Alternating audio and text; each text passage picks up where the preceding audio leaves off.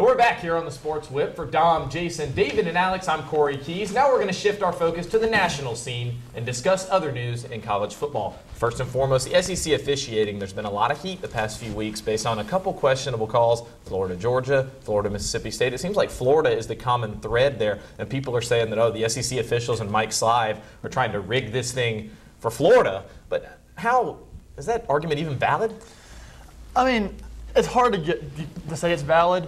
But at the same time, you've got to start thinking about it. It seems like you're right. Florida's getting a lot of calls, as well as Alabama. Alabama's gotten 2 calls in their past 2 games that have been very questionable. That you think about it, they have replay, and yet still they're not overturning it. So yeah, my question is, Kory, you and me interviewed Mike Slive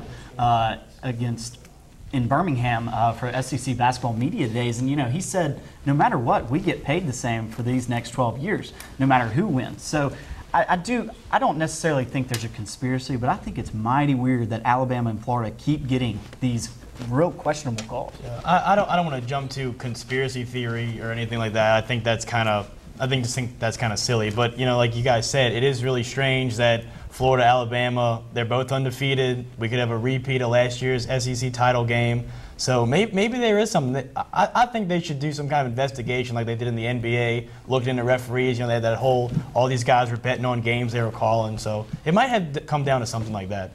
I'm with you, Dom. I'm not a big proponent of conspiracy theories, but you watch these games and Patrick Peterson's interception, I thought he clearly got 2 feet down. You can even see the divot where his foot drug. The unsportsmanlike conduct calls, the Florida Mississippi State game. I don't know if Doyle Jackson's just in the interview booth every game, or replay booth, excuse me. But you got to do some kind of investigation into this. As we shift from officiating to coaches that are now on the hot seat and a lot of the coaching carousel getting started up, we shift to Tommy West and the Memphis Tigers. A couple days ago, Memphis decided to pretty much pull the plug on the Tommy West era in Memphis football. And this is a program that had gone to something like 2 bowl games before West was ever on campus, and then 4 out of the past 5 out of the past 6 seasons, West taking them to bowl games. Is this something almost that would be a rash decision by the Memphis athletic program? Definitely, I think so. I mean, you look at Memphis, like you said, they've only been to 2 bowl games, and then he takes them to 5 in the past 6 years, including a couple wins. They're having 1 bad year. They've won 2 games this year, so they're struggling, no doubt, this year. But I mean, don't you stick with it for a little while and see how it goes? Yeah, it kind of gets to the point where you've got to ask, who do you exactly think you are? I mean, they are in the Conference USA, and they've gotten to bowls 5 of the past six years. So you got to ask, what are you trying to get by firing Tommy West that has such a record? He was Tommy West. He was 47-51. What did we say? 5 bowl games in the past 6 years. There's 4 more games left in the season. So I think it was kind of a rash decision. They definitely should have waited to the end of the year if this is the route they really wanted to take. It was definitely a rash decision. Tommy West has struggled against the Sun Belt the past couple of years, which is inexcusable. But the blame really needs to be on R.C. Johnson, the athletic director at University of Memphis. They don't have the facilities. They don't have the recruiting budget. It all comes back to the coach. Right, and speaking of another coach we want to talk about here is Charlie Weis, Notre Dame. That people are constantly, it seems like every week on ESPN, is this the game that's going to save Charlie Weis's job? Oh, well, they lost. Is this the game that's going to save Charlie Weis's job? At what point is somebody going to bend one way or the other here? I really think it's too late. I mean, just like you said, every week, that's all we hear about is this is the week, this is the week. Mm-hmm. He hasn't won against any competition. We were talking about it last night. He's won something like 6 games against winning record teams in his career at Notre Dame. So he struggled.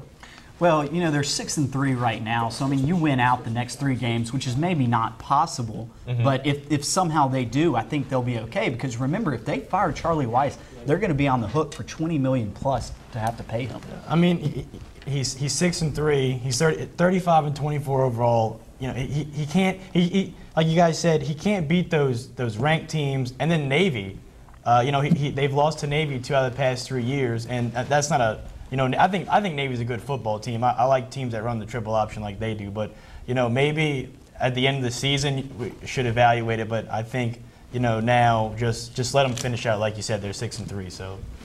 Well, I don't think Charlie Weis will be there at the end of the year. Pittsburgh's going to beat them on Saturday. They just have trouble against teams that run the ball. And I don't think money is a big issue with Weis still being at Notre Dame.